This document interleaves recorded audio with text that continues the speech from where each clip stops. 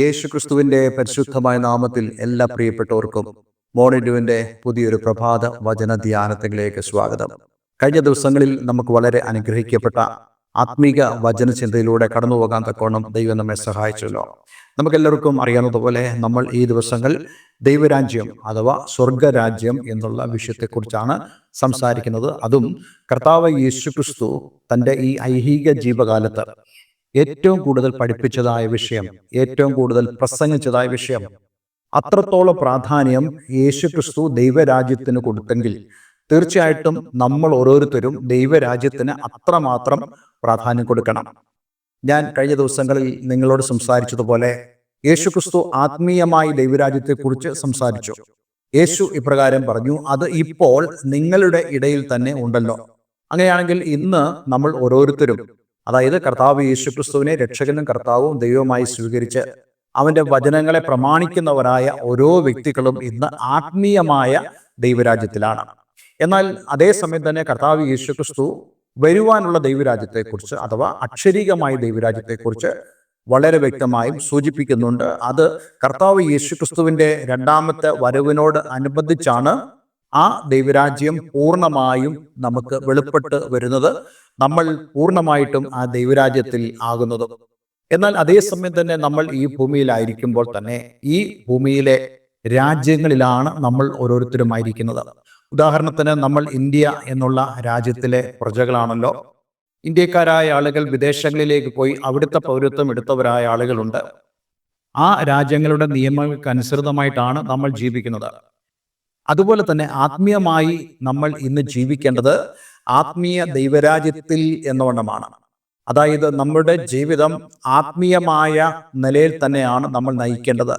ദൈവമക്കൾ എന്ന നിലയിലാണ് നമ്മൾ ഈ ഭൂമിയിൽ ജീവിക്കേണ്ടത്, ലോകക്കാരായിട്ടല്ല ജീവിക്കേണ്ടതെന്നും കർത്താവ് യേശു ക്രിസ്തു നമ്മളോട് പറയുകയുണ്ടായി. പലപ്പോഴും ഈ ലോകത്തിന്റെ കാര്യങ്ങളും അതേപോലെ തന്നെ ആത്മീയമായ ദൈവരാജ്യത്തിന്റെ കാര്യങ്ങളും തമ്മിലുള്ള കോൺഫ്ലിക്റ്റുകൾ ഉണ്ടാകാറുണ്ട്. എന്നാൽ നമ്മെ ദൈവത്തിന്റെ പരിശുദ്ധാത്മാവ് അപ്രകാരമുള്ള അവസരങ്ങളിൽ എങ്ങനെയാണ് നമ്മൾ കാര്യങ്ങളെ ചെയ്യേണ്ടതെന്ന് വളരെ വ്യക്തമായി നമ്മോട് പറഞ്ഞിട്ടുണ്ട്. ഞാൻ ഈ തരുണത്തിൽ കർത്താവ് യേശു ക്രിസ്തുവിന്റെ അടുക്കിലേക്ക് ടാക്സ് പിരിക്കുവാൻ കടന്നു വന്ന ഉദ്യോഗസ്ഥന്മാര്, അവര് ടാക്സിനെ കുറിച്ച് സംസാരിച്ചപ്പോൾ ശിഷ്യന്മാരിൽ ഒരുവൻ ഈ ടാക്സ് പേ ചെയ്യേണ്ടതിന്റെ പ്രാധാന്യം ഒരു പക്ഷേ യേശു ക്രിസ്തുവിനോട് പറഞ്ഞു കാണും.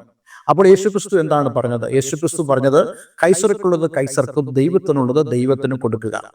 നമ്മൾ ഈ ടാക്സ് കൊടുക്കണം. യേശു ക്രിസ്തു വളരെ വ്യക്തമായി പറയുന്നു ആ ശിഷ്യനോട്, നീ പോയി ചൂണ്ടയിട്ട് കിട്ടുന്ന മീനിന്റെ വായിൽ നിന്നും പണമെടുത്ത് ടാക്സ് കൊടുത്തോളുവാൻ പറയുന്നുണ്ട്. അതായത് കർത്താവ് യേശു ക്രിസ്തു നമ്മളോട് പറയുന്നു, നമ്മൾ ആത്മീയമായി ദൈവരാജ്യത്തിൽ ആകുന്നതിനോടൊപ്പം തന്നെ നമ്മൾ ഈ ലോകത്തിന്റെ കാര്യങ്ങളെയും ബഹുമാനിക്കേണ്ടതാകുന്നു എന്നുള്ള കാര്യം യേശു ക്രിസ്തു വളരെ വ്യക്തമായി പറയുന്നു. ഇങ്ങനെയുള്ള നമ്മുടെ കൺഫ്യൂഷനുകളുടെ നടുവിൽ നമ്മൾ തീർച്ചയായിട്ടും ദൈവത്തിന്റെ പരിശുദ്ധാത്മാവിനെ സഹായത്തിനായി ആശ്രയിക്കുകയും ദൈവത്തിന്റെ പരിശുദ്ധാത്മാവ് നമ്മളോട് പറയുന്നത് പോലെ നമ്മൾ ചെയ്യുകയും ചെയ്യേണ്ടത് വളരെ ആവശ്യമാണ്. ദൈവം അനുവദിച്ചാൽ കൂടുതൽ കാര്യങ്ങൾ നമ്മൾ ഇത് സംബന്ധിച്ച് സംസാരിക്കുന്നതാണ്. എന്നാൽ ഇന്ന് നമ്മൾ വായിച്ചതായ മത്തായിയുടെ സുവിശേഷം 25-ാം അധ്യായം അതിന്റെ 14-ാം വാക്യം മുതലാണല്ലോ നമ്മൾ വായിച്ചത്. ഇന്ന് നമ്മൾ അതിന്റെ 16-ാമത്തെ വാക്യം മുതലാണ് വായിച്ച് ധ്യാനിപ്പാൻ ആഗ്രഹിക്കുന്നത്. പ്രത്യേകിച്ച് നമ്മൾ കഴിഞ്ഞ ദിവസം ധ്യാനിപ്പാനിടയായി തീർന്നു, ഒരു മനുഷ്യൻ പരദേശത്ത് പോകുമ്പോൾ ദാസന്മാരെ വിളിച്ച് തന്റെ സമ്പത്ത് അവരെ ഏൽപ്പിച്ചു. ഒരുവന് 5 താലന്ത്, ഒരുവന് 2, ഒരുവന് 1, ഇങ്ങനെ ഓരോരുത്തന് അവനവന്റെ പ്രാപ്തി പോലെ കൊടുത്ത് യാത്ര പുറപ്പെട്ടു. ഇവിടെ വളരെ പ്രധാനപ്പെട്ട കാര്യം, ഒരു യജമാനനായ വ്യക്തി തന്റെ ദാസന്മാരെ വിളിച്ച് തന്റെ സമ്പത്ത് അവരെ ഏൽപ്പിച്ചു. ഇവിടെ ഈ യജമാനൻ എന്നതിന് കർത്താവ് യേശു ക്രിസ്തുവിനെയാണ് കാണിക്കുന്നതെന്നും നമ്മൾ വ്യക്തമായി പഠിക്കുകയുണ്ടായല്ലോ. ഈ യജമാനൻ തന്റെ സമ്പത്ത് കൊടുത്തതുപോലെ ദൈവം തന്റെ സമ്പത്ത്, തന്റെ റിസോഴ്സസ് ദൈവം നമുക്ക് നൽകിയിരിക്കുന്നു. ദൈവം നമുക്ക് തന്ന കഴിവുകൾ, ദൈവം നമുക്ക് തരുന്ന അവസരങ്ങൾ, അതേപോലെ തന്നെ ദൈവം നമുക്ക് തരുന്നതായ ആത്മീയ ദാനങ്ങൾ, ഇതാണ് കർത്താവ് യേശു ക്രിസ്തുവിലൂടെ നമുക്ക് ഓരോരുത്തർക്കും പരമേൽപ്പിക്കപ്പെടുന്നതായ കാര്യം. ചില ആളുകൾ പറയാറുണ്ട്, ദൈവം എന്നെ ഒന്നും ഏൽപ്പിച്ചിട്ടില്ല. അങ്ങനെയല്ല, ദൈവം നമ്മെ ഏൽപ്പിച്ചിട്ടുണ്ട്. രക്ഷിക്കപ്പെടുന്ന ഓരോ വ്യക്തിക്കും ദൈവം തന്റെ ദാനങ്ങളാൽ അവൻ നിറയ്ക്കുന്ന ദൈവമാണ്. ഏതൊരു വ്യക്തിയും രക്ഷിക്കപ്പെടുവാൻ കാരണം ദൈവത്തിന്റെ ആത്മാവിന്റെ സഹായമാണ്. ആ സമയം മുതൽ ദൈവത്തിന്റെ ആത്മാവ് അവന്റെ ഉള്ളിൽ ഇരിക്കുന്നു. അതായത് ഒരു ദാനം എന്നവണ്ണം അവന്റെ ഉള്ളിൽ ഉണ്ട് എന്നുള്ള കാര്യവും നമ്മൾ മറന്നു പോകരുത്. അപ്പോൾ ഒരുവൻ ദൈവപൈതലായി തീരുന്ന ആ സമയം മുതൽ ഹെവൻലി റിസോഴ്സസ്, ഹെവൻലി റിച്ചസ്, സ്വർഗീയമായ വിഭവങ്ങളും സ്വർഗീയമായ സമ്പത്തും ആ വ്യക്തി അനുഭവിച്ചുകൊണ്ടേയിരിക്കുന്നു. ഇങ്ങനെ അനുഭവിക്കുന്നതായ വ്യക്തികൾക്ക് ദൈവം തൻ്റെ ആത്മീയമായ ദാനങ്ങളെ കൊടുക്കുന്നു. എന്താണ് ആത്മീയ ദാനങ്ങൾ? ധാരാളം കൃപാവരങ്ങളെ കുറിച്ച്, സ്പിരിച്വൽ ഗിഫ്റ്റുകളെ കുറിച്ച് വിശുദ്ധ വേദപുസ്തകം പറയുന്നുണ്ട്. അത് ഒരുപാട് കാര്യങ്ങൾ ഉള്ളതുകൊണ്ട് ഞാൻ ഇന്നിവിടെ വിശദീകരിക്കുന്നില്ല. എങ്കിലും നമുക്ക് വേണ്ടതെല്ലാം തന്നെ നമ്മുടെ ഈ ഭൂമിയിലെ ജീവിതത്തിന് ദൈവം നമ്മെ ഏൽപ്പിച്ചതായ ശുശ്രൂഷകൾക്ക്, ദൈവം നമ്മെ ഏൽപ്പിച്ചതായ പ്രവർത്തികൾക്ക് സഹായകമാകുന്ന എല്ലാവിധമായ ഗിഫ്റ്റുകളാലും ദൈവം നമ്മെ ഓരോരുത്തരെയും നിറച്ചിട്ടുണ്ട്. ഉദാഹരണത്തിന് എന്നെ ദൈവം എന്ത് ഗിഫ്റ്റിനാലാണ് നിറച്ചതെന്ന് എനിക്ക് ധൈര്യത്തോടെ പറയാൻ സാധിക്കും. ദൈവം എന്നെ ഏൽപ്പിച്ചത് വചനം പഠിപ്പിക്കുക, ടീച്ചിങ് എന്നുള്ളതായ വലിയൊരു ശുശ്രൂഷയാണ്. ഞാൻ ദൈവത്തിന് വേണ്ടി പ്രയോജനപ്പെടുന്നത് അപ്രകാരമാണ് എന്നുള്ളത് എനിക്ക് വ്യക്തമായിട്ട് അറിയാം. അതുകൊണ്ട് ഞാൻ എന്ത് ചെയ്യണം? എന്നെ ദൈവം ഏൽപ്പിച്ചതായ ആ വേല ഞാൻ വിശ്വസ്തയോടെ ചെയ്യേണ്ടത് ആവശ്യമാണ്. അതേപോലെ തന്നെയാണ് ദൈവം എനിക്ക് തരുന്ന അവസരങ്ങൾ എൻ്റെ മുമ്പിൽ ആളുകളെ എത്തിക്കുന്നത്. ഇതുപോലെ യൂട്യൂബ് ചാനലുകൾ, സോഷ്യൽ മീഡിയകൾ ഒക്കെ ഞാൻ ഉപയോഗിച്ചുകൊണ്ട് യേശുക്രിസ്തുവിൻ്റെ വചനം പഠിപ്പിക്കുന്നത്, ഇതെല്ലാം ഞാൻ വിശ്വസ്തയോടെ ചെയ്യണം. അതേപോലെ തന്നെ എൻ്റെ കഴിവുകൾ, ദൈവം എനിക്ക് പാടുവാൻ കഴിവ് തന്നിട്ടുണ്ട്, ദൈവം എനിക്ക് പ്രസംഗിക്കുവാൻ കഴിവ് തന്നിട്ടുണ്ട്, കമ്മ്യൂണിക്കേറ്റ് ചെയ്യാൻ കഴിവ് ദൈവം തന്നിട്ടുണ്ട്. ഇതെല്ലാം ഞാൻ ഉപയോഗിക്കണം. നിങ്ങളുടെ ഓരോരുത്തരുടെയും ജീവിതത്തിൽ അപ്രകാരമാണ്. നിങ്ങളൊന്ന് ചിന്തിച്ചു നോക്കിക്കുക, ദൈവം നിങ്ങൾക്ക് എന്ത് റിസോഴ്സുകളാണ് ദൈവം നമുക്ക് നൽകിയിരിക്കുന്നത്. ഏറ്റവും ചുരുങ്ങിയ പക്ഷം ദൈവം നമുക്ക് തൻ്റെ ആത്മാവിനെ തന്നു എന്നുള്ളതാണ് ഇതിലേറ്റവും പ്രധാനപ്പെട്ട കാര്യവും. ഇതേപോലെ തന്നെയാണ് ഇവിടെ കർത്താവ് വളരെ വ്യക്തമായി പറയുന്നു, ഈ മനുഷ്യൻ തൻ്റെ ദാസന്മാരെ വിളിച്ചിട്ട് ഒരുവന് 1 താലന്ത്, ഒരുവന് 2, ഒരുവന് 1. ഞാൻ കഴിഞ്ഞ ദിവസം പറയുകയുണ്ടായല്ലോ, 1 ലഭിച്ചത് എന്നത് ഒരിക്കലും അവൻ അനർഹനാണെന്നുള്ള സൂചനയല്ല. മറിച്ച് ഇവിടെ പറയുന്ന പോലെ അവരവരുടെ പ്രാപ്തി പോലത്രേ കൊടുത്തത്.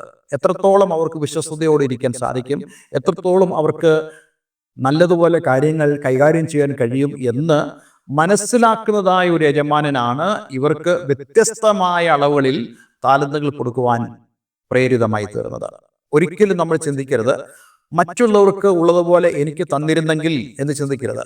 ദൈവം നമുക്ക് തരുന്നത് നമ്മുടെ പ്രാപ്തിക്ക് അനുസരിച്ചാണ്. ഞാൻ നിങ്ങളോട് കഴിഞ്ഞ ദിവസം പറഞ്ഞല്ലോ, ഒരു 1,00,000 രൂപ കൈകാര്യം ചെയ്യാൻ, അല്ലെങ്കിൽ 1 കോടി രൂപ കൈകാര്യം ചെയ്യാൻ കഴിവില്ലാത്ത ഒരാൾക്ക് അത്രയും പണം ലഭിച്ചു കഴിഞ്ഞാൽ അദ്ദേഹം വല്ലാതായി തീരും. എന്നാൽ അത് കൈകാര്യം ചെയ്യുവാൻ അത്രത്തോളം പൊട്ടൻഷ്യൽ ഉള്ള, അത്രത്തോളം കഴിവുള്ള ഒരു വ്യക്തിയുടെ കയ്യിൽ ചെന്നാൽ അത് വളരെ ഫലപ്രദമായി ഉപയോഗിക്കപ്പെടുവാൻ സാധിക്കാറുണ്ട്. എന്ന് പറയുന്ന പോലാണ് ദൈവം നമ്മളുടെ പ്രാപ്തി, നമ്മൾ അറിയുന്നതിനേക്കാൾ കൂടുതൽ, മറ്റുള്ളവർ അറിയുന്നതിനേക്കാൾ കൂടുതൽ നമ്മുടെ കഴിവുകളെ, നമ്മുടെ പ്രാപ്തിയെ ദൈവത്തിനറിയാം. അതിനനുസരിച്ചുള്ള റിസോഴ്സുകളാണ് ദൈവം നമ്മെ ഏൽപ്പിച്ചിരിക്കുന്നത്. ഇനി എന്താണ് നമ്മൾ ചെയ്യേണ്ടത്? കർത്താവ് ആഗ്രഹിക്കുന്നത് നാം ഇതുകൊണ്ട് വ്യാപാരം ചെയ്യണം, ട്രേഡ് ചെയ്യണം. എന്താണ് ഇവിടെ വ്യാപാരം ചെയ്യുക എന്ന് പറയുന്നത്? യജമാനൻ ആഗ്രഹിക്കുന്നു ഈ സമ്പത്ത് അധികമായി അവർ വർദ്ധിപ്പിക്കണം. ഞാൻ ഒരു ടീച്ചിങ് മിനിസ്ട്രിയാണ് ചെയ്യുന്നെങ്കിൽ ഞാൻ വചനം പഠിപ്പിച്ച് കൂടുതൽ പേരെ പഠിപ്പിക്കുകയും കൂടുതൽ പേരെ അധ്യാപകരാക്കുകയും ചെയ്തെങ്കിൽ മാത്രമേ എനിക്ക് പറയാൻ സാധിക്കുകയുള്ളൂ ഞാൻ എനിക്ക് ലഭിച്ചതായ താലന്തുകളെ വ്യാപാരം ചെയ്തു എന്നുള്ളത്. ഇന്ന് ഞാൻ നിങ്ങളോട് ചോദിക്കട്ടെ, നിങ്ങൾക്ക് എന്ത് റിസൾട്ടാണ് ദൈവം തന്ന ആ ആത്മീക വരങ്ങൾ കൊണ്ട്, ദൈവം തന്ന അവസരങ്ങൾ കൊണ്ട്, ദൈവം തന്നതായ കഴിവുകൾ കൊണ്ട് നമുക്ക് ചെയ്യാൻ സാധിച്ചത്?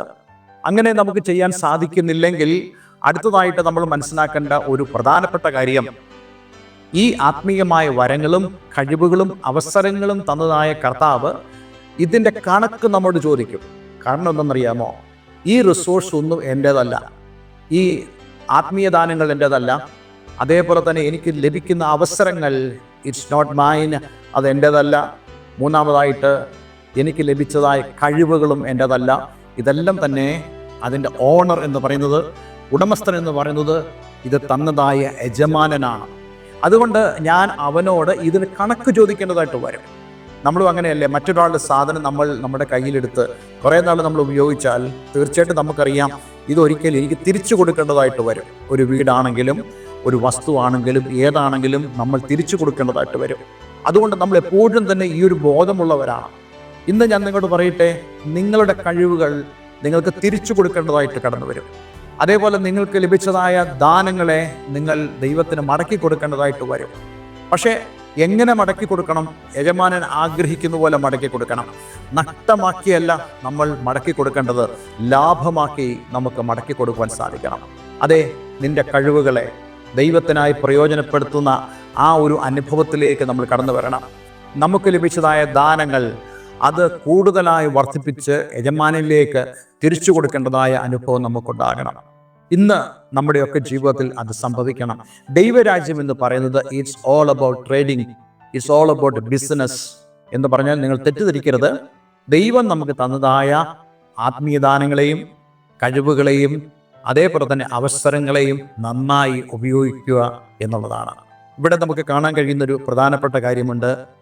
ഈ താലന്തുകളൊക്കെ ലഭിച്ചപ്പോൾ ഉടനെ ചെന്ന് അവർ വ്യാപാരം ചെയ്തു എന്ന് പറഞ്ഞാൽ അവർ ഒന്നിനു വേണ്ടിയും കാത്തിരുന്നില്ല.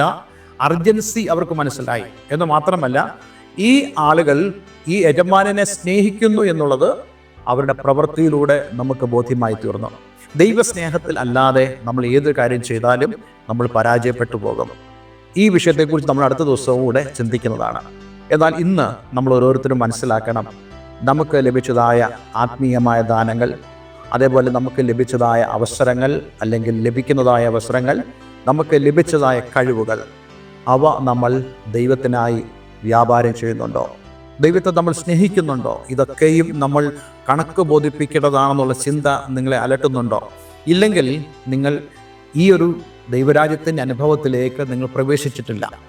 അങ്ങനെയാണെങ്കിൽ ദൈവരാജ്യത്തിൻ്റെ ആ അനുഭവത്തിലേക്ക് പ്രവേശിക്കുന്ന ഏതൊരു വ്യക്തിക്കും ഉണ്ടാകുന്ന കാര്യങ്ങളാണ് ഈ അക്കൗണ്ടബിലിറ്റി, ഈ കണക്ക് കൊടുക്കേണ്ടതായ ഉത്തരവാദിത്വം എന്ന് പറയുന്നത്. അതിനുവേണ്ടിയുള്ള ഒരു സമർപ്പണവും പ്രാർത്ഥനയും നമ്മുടെ ജീവിതത്തിൽ ദൈവം തരട്ടെ എന്ന് ഞാൻ ആഗ്രഹിക്കുന്നു, പ്രാർത്ഥിക്കുന്നു. ഒരു നിമിഷം നമുക്ക് ദൈവസ്ഥല പ്രാർത്ഥിക്കാം. സ്വർഗീയപിതാവേ, ഇന്ന് ഞങ്ങളെ കേൾപ്പിച്ച വളരെ അനുഗ്രഹിക്കപ്പെട്ട വചനത്തിനായി സ്തോത്രം. ദൈവം ഞങ്ങൾക്ക് കഴിവുകൾ, താലന്തുകൾ, അവസരങ്ങൾ, ആത്മീയമായ ദാനങ്ങൾ ഇവയെല്ലാം നൽകിയിട്ടുണ്ട്. ഇതിനെല്ലാം ഞങ്ങൾ അക്കൗണ്ടബിളാണ്, കണക്ക് കൊടുക്കേണ്ടതാണ് എന്നുള്ളതായ ആ വലിയ ഉത്തരവാദിത്വ ബോധം ഈ സന്ദേശത്തിലൂടെ ഞങ്ങൾക്ക് തന്നതിനായി ഞങ്ങൾക്ക് നന്ദി പറയുന്നു. ഈ വചനം കേട്ട ഏവരും ഞാൻ യേശുവിൻ്റെ നാമത്തിൽ അനുഗ്രഹിക്കുന്നു. വാസ്തവമായിട്ടും ദൈവിക പരിജ്ഞാനത്തിലും ദൈവിക അറിവിലും ദൈവിക കൃപയിലും അങ്ങയുടെ മക്കൾ അഭിവൃദ്ധിപ്പെടുവാൻ അങ്ങിടയാക്കണമെന്ന് പ്രാർത്ഥിക്കുന്നു. പ്രാർത്ഥന കേട്ടതിന് നന്ദി, യേശു ക്രിസ്തുവിൻ നാമത്തിൽ തന്നെ. ആമേൻ, ആമേൻ. ഇന്നത്തെ വേദവചനം നിങ്ങളുടെ ജീവിതത്തിൽ വളരെ അനുഗ്രഹമായി തീർന്നു എന്ന് ഞാൻ വിശ്വസിക്കുന്നു. ദയവായി ഈ സ്ക്രീനിൽ കാണുന്ന ഫോൺ നമ്പറുകളിൽ ഞങ്ങളെ വിളിക്കുക. എല്ലാവരും ദൈവം അനുഗ്രഹിക്കട്ടെ. Have A nice day. God bless you all.